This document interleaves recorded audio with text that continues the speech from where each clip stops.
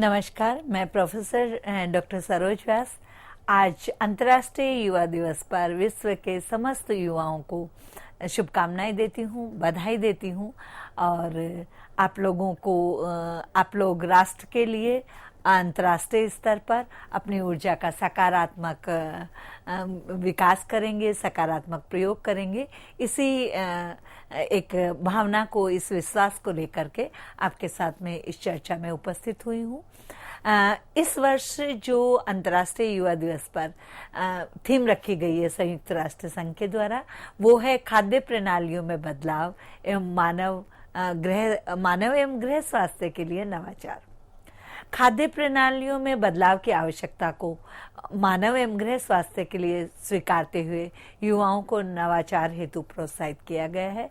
इसका उद्देश्य वैश्विक परिवर्तन में योगदान देने वाले युवाओं को चिन्हित कर, यानी उनका चयन करके राष्ट्रीय और अंतर्राष्ट्रीय स्तर पर युवाओं को मान्यता देना और उनके द्वारा जो परिवर्तन किया जाता है उसको स्वीकृति प्रदान करना है।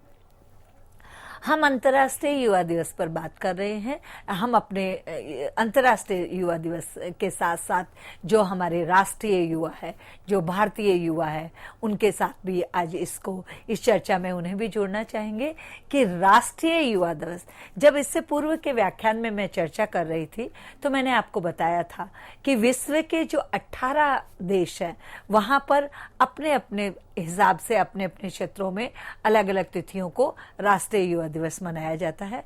भारत में राष्ट्रीय युवा दिवस जो है वो 1984 में भारत सरकार ने आधुनिक भारत के निर्माता स्वामी विवेकानंद जी के जन्मदिन 12 जनवरी को राष्ट्रीय युवा दिवस के रूप में मनाने का निर्णय लिया और 1985 से ये सभी राज्यों में मनाया जाता है। प्रधानमंत्री कौशल विकास योजना, अब हमारे सामने बात आती है कि किस तरह से जो हम ये युवा दिवस है, युवा दिवस पे हमारी सरकार ने कौन कौन से ऐसे युवाओं के सामने क्या क्या इस तरह की योजनाएं रखी है कि उन योजनाओं में अपने आप को नामांकित करवा करके और वो सारे जो युवा है वो अपनी ऊर्जा, अपनी क्षमता, अपनी बुद्धि लब्धि और अपना जो उनका एक कुछ नया कर गुजरने की जो उनका दृष्टिकोण है उसको देश की प्रगति और विकास में लगाए। तो यहाँ पर जब हम राष्ट्रीय युवा दिवस की बात कर रहे हैं तो वहां पे सबसे पहले मैं संक्षिप्त चर्चा करना चाहूंगी प्रधानमंत्री कौशल विकास योजना 3.0 की। प्रधानमंत्री कौशल विकास योजना भारत सरकार की योजना है।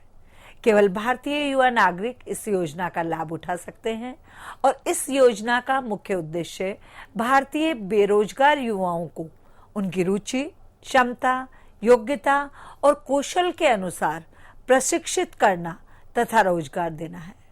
अलग अलग क्षेत्रों में युवाओं को कौशल आधारित प्रशिक्षण दिया जाएगा तथा प्रशिक्षित युवाओं को निजी एवं सरकारी क्षेत्र में रोजगार उपलब्ध करवाए जाएंगे। ये हमारी युवाओं के लिए आज का जो हमारा भारतीय युवा सुन रहा है उनके लिए प्रधानमंत्री कौशल विकास योजना 3.0 में ये कहा गया है। राष्ट्रीय भारतीय युवा दिवस की जब हमने बात करी तो वो ये था कि इसको मनाने का जो राष्ट्रीय युवा दिवस को मनाने का जो प्राथमिक उद्देश्य था वो था कि विवेकानंद जी के आदर्शों एवं विचारों का प्रसार करना, युवाओं में निहित अनंत ऊर्जा को जागृत करके राष्ट्र के विकास में उनके योगदान को सुनिश्चित करना। राष्ट्रीय युवा दिवस में श्रोताओं के मन में अवश्य ये जानने की उत्सुकता होगी कि भारत में अनेक शिक्षाविद, दर्शन शास्त्री और महापुरुष हुए हैं। स्वामी विवेकानंद जी के जन्मदिन को ही राष्ट्रीय युवा दिवस घोषित करने के पीछे कौन सा विशेष कारण रहा होगा। यहाँ ये स्पष्ट कर देना अनिवार्य है कि स्वामी जी का जन्म 12 जनवरी 1863 में और मृत्यु 4 जुलाई 1902 में हुई। स्वामी जी ने जीवन के 40 वसंत भी नहीं देखे, लेकिन अल्प आयु में ही अद्भुत कार्य कर गए।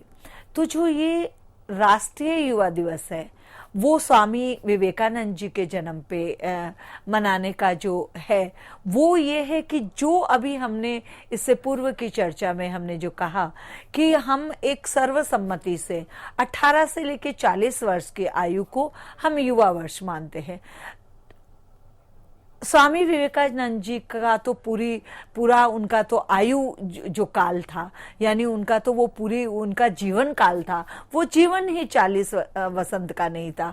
वो 40 वर्ष की आयु में ही स्वरलोक पधार गए, उनकी मृत्यु हो गई। लेकिन उन 40 वर्षों में उन्होंने ऐसा अद्भुत कार्य करा कि वो अद्भुत कार्य युवाओं के लिए वो सबसे बड़े, केवल भारत के युवाओं के लिए ही नहीं, अंतर्राष्ट्रीय स्तर पर भी युवाओं के लिए स्वामी विवेकानंद जी एक आदर्श है।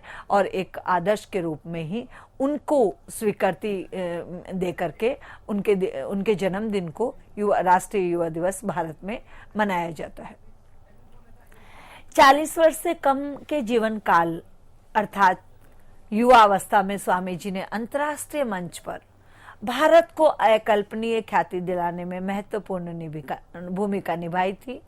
उनकी ऊर्जा, उत्साह, दूरदृष्टि और लक्ष्य आधारित योजनाओं को वास्तविकता में परिवर्तन करने का अदम्य साहस के कारण ही वे साधारण से श्रेष्ठ बने। युवा किसी भी राष्ट्र के रीढ़ की हड्डी होते हैं और ऐसे में युवाओं को प्रेरणा स्रोत स्वामी विवेकानंद जी से बेहतर अन्य कोई नहीं हो सकता। यानी जो स्वामी विवेकानंद जी है उनमें जो सबसे बड़ी बात थी ऊर्जा, उत्साह, दूरदृष्टि और लक्ष्य आधारित योजनाओं को वास्तविकता में परिवर्तन करने का अदम्य साहस था। तो वो जो है वो युवाओं के प्रेरणा स्रोत और आदर्श रहे। इस उनके विकल्प में उनका कोई विकल्प नहीं था, इसलिए क्योंकि युवा राष्ट्र की रीढ़ की हड्डी भी है। तो इस प्रकार से स्वामी विवेकानंद जी को आदर्श स्वीकार करते हुए और उनका जो स्वामी विवेकानंद जी का जन्म दिवस है उस जन्म दिवस को हमने राष्ट्रीय 12 जनवरी उनके राष्ट्रीय युवा दिवस मनाने का निर्णय भारत में लिया गया। युवा उत्साह नए भारत का 2021 में राष्ट्रीय युवा दिवस की थीम, हमने पहले जो खाद्यान्नों की हम बात कर रहे हैं, नवाचार की बात कर रहे हैं, वो हमारी अंतर्राष्ट्रीय युवा दिवस की थीम थी। हमारी राष्ट्रीय युवा दिवस की थीम है युवा उत्साह नए भारत का। राष्ट्रीय युवा महोत्सव पर एक प्रकार से युवाओं का वार्षिक सम्मेलन होता है और युवाओं के लिए भारत में जो योजनाएं बनाई गई है उन योजनाओं में पहली, जैसे कि मैंने अभी चर्चा भी आपसे करी है, प्रधानमंत्री कौशल विकास योजना है, प्रधानमंत्री युवा रोजगार योजना है, प्रधानमंत्री किसान ट्रैक्टर योजना है, प्रधानमंत्री रोजगार सृजन योजना है, प्रधानमंत्री लघु उद्योग योजना है और गरीब कल्याण रोजगार योजना है। ये कुछ मुख्य योजनाएं हैं जिनके बारे में मैं आपके साथ में चर्चा कर रही हूँ। अंतर्राष्ट्रीय विश्व युवा दिवस पर और ये चर्चा हम कर रहे हैं। लेकिन राष्ट्रीय जो युवा दिवस की भी हमने चर्चा करी जो 12 जनवरी को मनाया जाता है। तो भारत में युवाओं के लिए सरकार के द्वारा जो योजनाएं जो उनको उत्साहित करने के लिए, प्रोत्साहित करने के लिए, उनकी ऊर्जा का सही क्षेत्र में उपयोग करने के लिए और उनको नेतृत्व क्षमता प्रदान करने के लिए जो योजनाएं हैं वो प्रधानमंत्री कौशल विकास योजना, प्रधानमंत्री युवा रोजगार योजना, प्रधानमंत्री किसान ट्रैक्टर योजना, प्रधानमंत्री रोजगार सृजन योजना, प्रधानमंत्री लघु उद्योग योजना और गरीब कल्याण योजना, इस प्रकार से कुछ योजनाएं। अब हम क्योंकि युवाओं के लिए आज ये कार्यक्रम कर रहे हैं और युवाओं को प्रोत्साहित कर रहे हैं युवाओं के लिए ये, तो हमारी तरफ से इस कार्यक्रम में जो है वो राष्ट्रीय युवा जो हमारे हैं उनके लिए भारत में कौन कौन सी योजनाएं हैं इन पे एक संक्षिप्त चर्चा किया जाना आज के हमारे इस कार्यक्रम का उद्देश्य भी।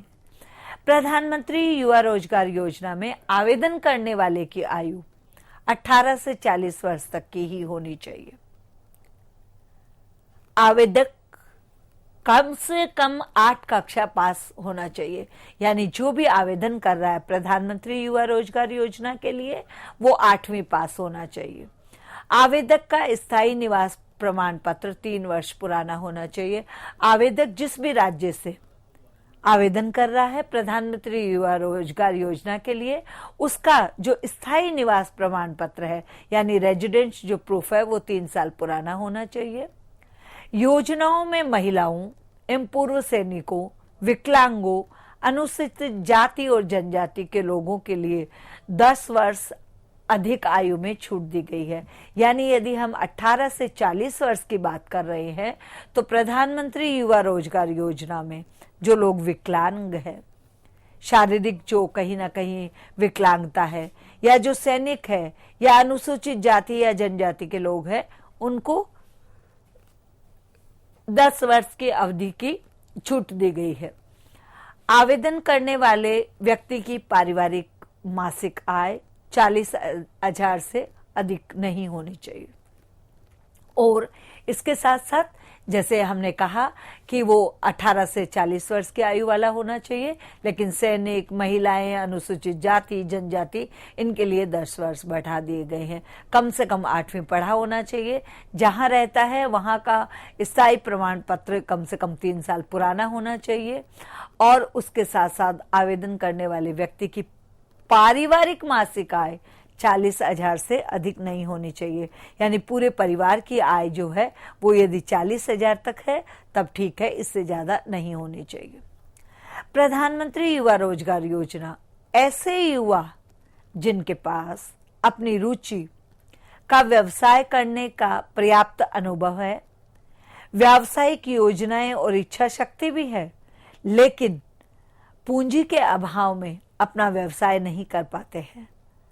संसाधनों और धनाभाव के कारण ऐसे युवाओं के स्वप्न को साकार करना प्रधानमंत्री युवा रोजगार योजना के अंतर्गत इस पर ध्यान दिया जाता है।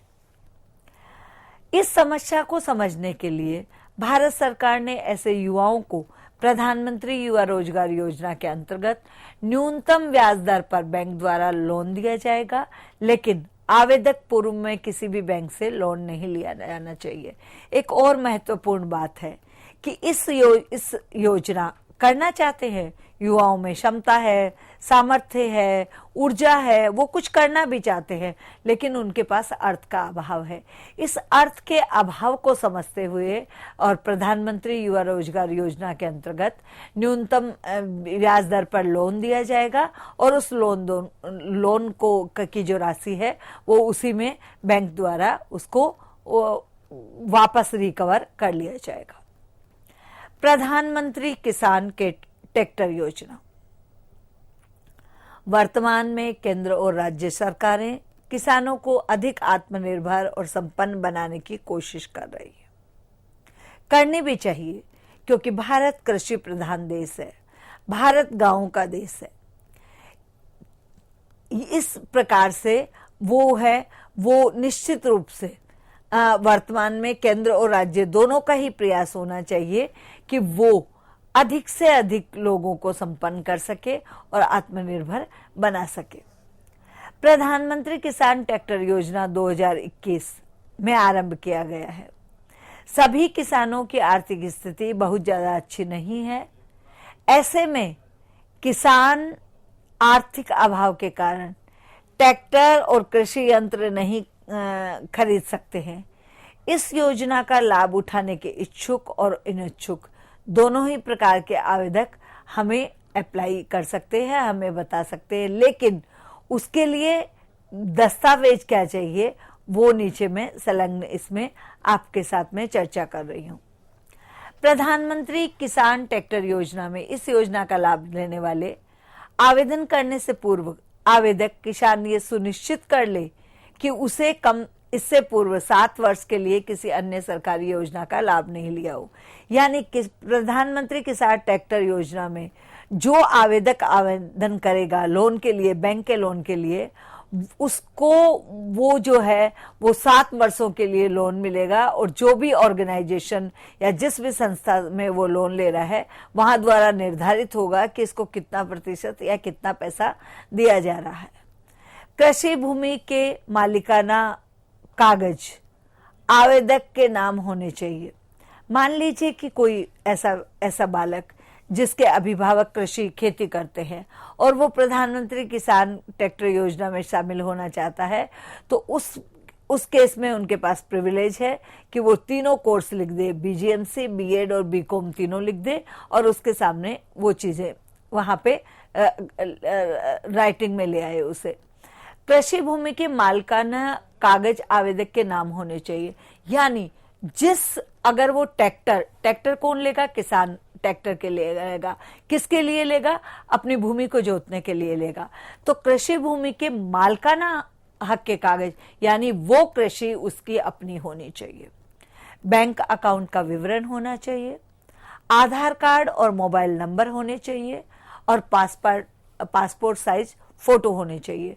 यानी जो भी आवेदक है उस आवेदक के पास ये सारी चीजें होनी चाहिए। उसके बाद में जब हम बात कर रहे हैं प्रधानमंत्री रोजगार सृजन योजना की, बढ़ती जनसंख्या और घटते हुए रोजगार के अवसरों के कारण बहुत से युवा आर्थिक अभाववश किसी प्रकार का स्वरोजगार नहीं कर पाते हैं। इस समस्या को दृष्टि में रखते हुए प्रधानमंत्री रोजगार सृजन योजना 2021 में आरंभ की गई। सभी युवा नागरिकों को रोजगार उपलब्ध करवाना और इस योजना का मुख्य उद्देश्य है। सरकार द्वारा स्वरोजगार योजना के लिए आवेदक युवाओं को 10 से 25 लाख तक की धनराशि का लोन सब्सिडी के साथ दिया जाएगा। प्रधानमंत्री रोजगार सृजन योजना के अंतर्गत निम्नलिखित उद्यमों के लिए या निम्न जो मैं उद्घोषित कर रही हूं उनके लिए लोन का प्रावधान है।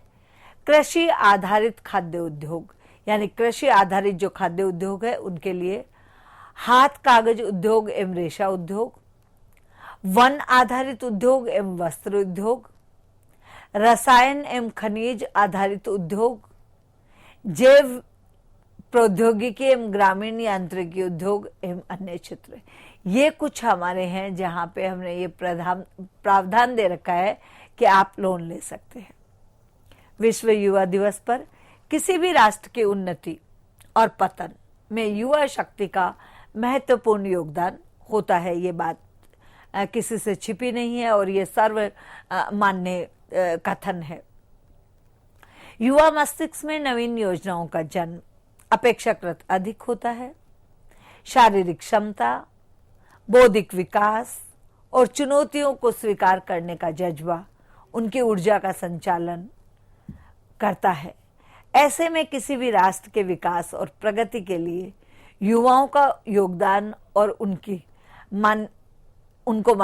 उपलब्धियों को राष्ट्रीय और अंतर्राष्ट्रीय स्तर पर मान्यता देना बहुत ही गौरव का विषय होता है। भारत में स्वामी विवेकानंद जी को युवाओं के आदर्श स्वरूप प्रतिष्ठित किया जाना भारत सरकार के लिए भी सम्मान का विषय था। 12 अगस्त विश्व युवा दिवस पर शैक्षिक संचार संकाय की ओर से विश्व के युवाओं को बधाई देते हुए राष्ट्रीय युवाओं को स्वयं क्षमता एवं ऊर्जा के साथ देश की प्रगति और उन्नति में योगदान देने, भागीदारी निभाने के लिए मैं शुभकामनाएं देती हूं और बताती हूं कि विश्व युवा दिवस पर किस प्रकार से करना। अब ये इस सारी चर्चा के बाद में, ये सारी हमने जो इतनी लंबी चर्चा करी, इसमें आता है कि जो विश्व युवा दिवस हमारा है, अंतर्राष्ट्रीय युवा दिवस का आयोजन जो आज हम कर रहे हैं, युवाओं को जो आयोजन कर रहे हैं, जैसा कि मैंने आपको बताया कि युवा आज के दिन, चाहे अंतर्राष्ट्रीय यदि युवा दिवस के दिन आयोजन हो रहे हैं तो युवाओं के द्वारा, और राष्ट्रीय पर भी हो रहे हैं तो भी युवाओं के। अंतर्राष्ट्रीय युवा दिवस पर आज हमारे साथ जितने भी युवा जुड़े हैं उन्हें ये जानना होगा कि वो किस प्रकार से अपने कौशल और क्षमता को पहचाने और किस प्रकार से जो राष्ट्रीय और अंतर्राष्ट्रीय स्तर पर युवाओं के लिए, यूथ के लिए जो योजनाएं हैं, जो कार्यक्रम चलाए जा रहे हैं, जो उनको लाभ दिया जा रहा है, उसमें वो कैसे जुड़े, जो स्टार्टअप के लिए उनको सहायता दी जा रही है कैसे जुड़े और किस तरह से उसमें देश की प्रगति और उन्नति में भागीदारी बने। जितनी भी हमारी योजनाएं हैं, अब योजनाओं में विभिन्न योजनाओं की हमने बात करी, लेकिन जो राष्ट्र का युवा है, जो राष्ट्रीय युवा है या अंतर्राष्ट्रीय युवा है, उसे इन सारी योजनाओं से पहले ये अनुभव के आधार पर मैं कहना चाहूंगी कि इन योजनाओं से पहले युवाओं को जो करना है वो ये करना है, सबसे पहले प्रत्येक युवा को हम CEC के माध्यम से ये आह्वान करते हैं, उन्हें उत्साहित करते हैं, प्रोत्साहित करते हैं और उन्हें ये अपना अनुभव उनके साथ शेयर करना चाहते हैं कि सबसे पहले प्रत्येक युवा अपनी रुचि को पहचाने। वो सबसे पहले इस चीज का मूल्यांकन करे कि उसकी रुचि किस क्षेत्र में है। रुचि के बाद में जो दूसरी चीज आती है वो आती है आपकी बुद्धि लब्धि, यानी आपकी रुचि के साथ साथ आपकी बुद्धि लब्धि है कि नहीं। हर प्रत्येक विषय और प्रत्येक क्षेत्र के लिए बुद्धि लब्धि और रुचि दोनों का समान स्तर पर होना आवश्यक है। मान लीजिए कि आपकी जो बुद्धि लब्धि है वो आपकी बुद्धि लब्धि औसत बुद्धि लब्धि है, या आपकी बुद्धि लब्धि औसत से कम है, या आपकी बुद्धि लब्धि औसत से अधिक है, तो बुद्धि लब्धि के साथ साथ आप अपनी रुचि का मेल करके देखें कि आप कौन सा ऐसा कार्य है जो आप महसूस करते हैं कि वो आपकी जन्मजात प्रवृत्ति है, उसके लिए आपको किसी विशेष प्रशिक्षण की और शिक्षण की आवश्यकता नहीं है। सबसे पहले आप अपनी बुद्धि लब्धि रुचि को पहचानें, उसके बाद आप अपनी शारीरिक क्षमता का आत्म मूल्यांकन करें कि शरीर से आप, मान लीजिए कि किसी विद्यार्थी, किसी युवा की जो रुचि है वो खेल में है, मान लीजिए कि किसी युवा की जो रुचि है वो आपकी तकनीकी में है, मान लीजिए कि कोई युवा है वो किसी प्रशिक्षण के क्षेत्र में जाना चाहता है, वो शिक्षण के क्षेत्र में जाना चाहता है और वो बहुत चाहता है कि वो अध्यापन के क्षेत्र में जाना चाहता है, वो अपना कोई कंसल्टेंसी करना चाहता है, वो कुछ नया आविष्कार करना चाहता है, वो अनुसंधान करना चाहता है। अब देखिए, यदि जो खेल में विद्यार्थी जाना चाहता है उसे शारीरिक क्षमता भी अपनी मापनी होगी। मान लीजिए कि कोई तकनीकी के क्षेत्र में जाना चाहता है, लेकिन किसी कारणवश जो हमारे शरीर के अंग हैं और जो जिस क्षेत्र में जाने के लिए जो मिनिमम हमारी शारीरिक जो आवश्यकता है, रिक्वायरमेंट है, वो यदि पूरी नहीं करता तो आपको सबसे पहले अपनी बुद्धि लब्धि और रुचि को पहचानना होगा और उस बुद्धि लब्धि और रुचि के साथ में युवाओं को आगे बढ़ना होगा। और वहां शारीरिक क्षमता के बाद में जो सबसे बड़ा आपके सामने चुनौती है वो आपके सामने चुनौती है, चाहे वो राष्ट्रीय स्तर पर है और अंतर्राष्ट्रीय स्तर पर है। राष्ट्रीय और अंतर्राष्ट्रीय स्तर पर आपके सामने जो चुनौती है वो हो सकता है कि अर्थ की चुनौती हो, आर्थिक चुनौती हो, पूंजी की चुनौती हो, कि आपके पास में नवीन योजनाएं हैं, आपके पास में नवीन तकनीकी है, आपके पास में ऊर्जा है, आपके पास में जोखिम उठाने की क्षमता है, साहस है, लेकिन आपके पास में उस कार्य को करने के लिए धन नहीं है, आर्थिक अभाव है, पूंजी का अभाव है। इस पूंजी के अभाव के कारण आप वो कार्य नहीं कर पा रहे और आप जिस कार्य में आपकी रुचि नहीं है वो कोई निजी या सरकारी क्षेत्र में आप अपनी सेवाएं दे रहे हैं। ऐसे में क्या होगा, आपकी क्षमता, समय और ऊर्जा तीनों की हानि होगी, उससे प्रगति नहीं होगी। एक रूटीन में, एक दैनिकचर्या में आपका कार्य चलता रहेगा।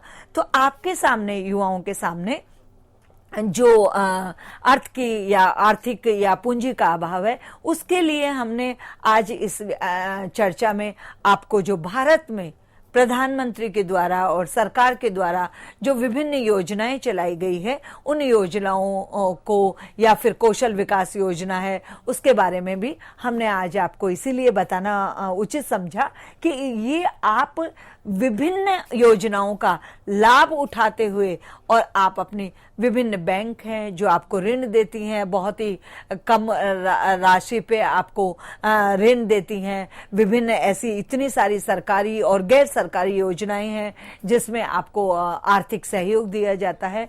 तो आज जो युवा है वो अपने आप को पहचाने, अपनी ऊर्जा को पहचाने, अपनी क्षमता को पहचाने, अपनी देखे कि बुद्धि लब्धि आपकी कितनी है, आपकी रुचि किस क्षेत्र में है और आपकी शारीरिक क्षमता आपको क्या कहती है, शारीरिक रूप से आप कितने सक्षम है। और उसके बाद में राष्ट्र और विश्व बाहें फैलाकर आपका स्वागत करने के लिए तैयार है। आप आगे बढ़िए एक ऊर्जा के साथ, नवीन ऊर्जा का संचार करिए, नई तकनीकी लाइए, नई योजनाएं लाइए और नए आविष्कार करिए और देश की और अंतर्राष्ट्रीय स्तर पर, राष्ट्रीय और अंतर्राष्ट्रीय स्तर पर परिवर्तन लाइए और उस परिवर्तन के माध्यम से आप अपना दीजिए। क्योंकि मैं पहले भी कह चुकी हूँ और इस कथन को मैं दोबारा दोहराना चाहूंगी कि युवा शक्ति राष्ट्र के रीढ़ की हड्डी है और जिस राष्ट्र के रीढ़ की हड्डी बहुत मजबूत होती है वो बहुत लंबे समय तक एक खड़ा रह करके अपने आप को स्थापित करके और नए कार्य कर सकता है। इन्हीं शब्दों के साथ मैं अपनी वाणी को विराम देती हूँ और पुनः विश्व के समस्त युवाओं को बधाई देती हूँ और उन्हें आह्वान करती हूँ कि आप आगे बढ़िए और राष्ट्र की प्रगति और उन्नति में अपना सहयोग दीजिए। धन्यवाद। जय हिंद।